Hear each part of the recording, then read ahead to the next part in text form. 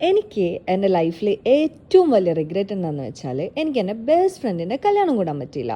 എനിക്കറിയായിരുന്നു ഓൾക്ക് ഞാൻ അവിടെ വേണമെന്ന് ഭയങ്കര ആഗ്രഹം ഉണ്ടായിരുന്നു. But sadly I couldn't make to her wedding. So guys, meet my best friend Ipputti. ശരിക്കും പറഞ്ഞാൽ ഇപ്പോൾ എനിക്ക് ഭയങ്കര ഇൻസ്പിറേഷനാണ്. കാരണം I have seen at her worst, like I have seen everything she went through.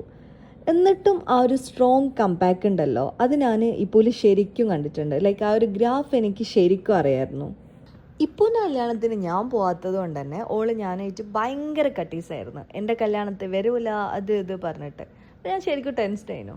പക്ഷേ ദുബായിൽ വാർ നടക്കുന്ന സമയത്ത് ഞാൻ ഓക്ക് മെസ്സേജ് അയച്ച്, ദാറ്റ് ഈസ് എടാ കുറേ ഫ്രണ്ട്സിന് വരാൻ പറ്റുന്നില്ല, ഫാമിലിക്ക് വരാൻ പറ്റുന്നില്ല, ഞാൻ ഭയങ്കര ടെൻസ്ഡാണ്, കല്യാണം കൊള്ളാവോ അങ്ങനെ ഇങ്ങനെയൊക്കെ.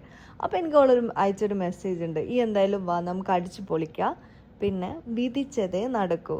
അപ്പോൾ ശരിക്കും പറഞ്ഞാൽ അത് ശരിക്കും എനിക്ക് ആശ്വാസമായിരുന്നു. കാരണം ഞാൻ പിന്നെ ലൈക്ക് ഇങ്ങനെ സ്ട്രെസ്ഡ് ആവുന്ന സമയത്തേക്ക് ഞാൻ ഇങ്ങനെ ആലോചിക്കും, വിധിച്ചതേ നടക്കൂ വിധിച്ചതേ നടക്കൂ അങ്ങനെ. അപ്പോൾ ശരിക്കും എനിക്ക് ആ ഒരു വാക്ക് എത്രത്തോളം നിങ്ങൾക്ക് അത് റിലേറ്റ് ചെയ്യാൻ പറ്റുന്ന അറിയില്ല, പക്ഷേ എനിക്ക് ഭയങ്കരമായിട്ട് ഒരു ചേഞ്ച് അത് ആ ഒരു വേർഡ് ഉണ്ടാക്കിയിട്ടുണ്ട്. അപ്പോൾ പറഞ്ഞ പോലെ തന്നെ പരിപാടിയൊക്കെ നമ്മൾ കളറാക്കിയിട്ടുണ്ട്. പിന്നെ എനിക്ക് ഇപ്പൂട്ടിനോടുള്ള എല്ലാ മൊമെൻറ്റ്സും ഭയങ്കര പ്രഷ്യസാണ്. കാരണം ഭയങ്കര ഫണ്ണാണ് ഞങ്ങൾ കൂടിയാൽ. ലൈക്ക് തെണ്ടിത്തിരിയലും മോല റൈഡും ലേറ്റ് നൈറ്റ് റൈഡും ഫുഡ് ഐഡിയ ഒക്കെ ആയിട്ട് ഭയങ്കര രസമാണ്.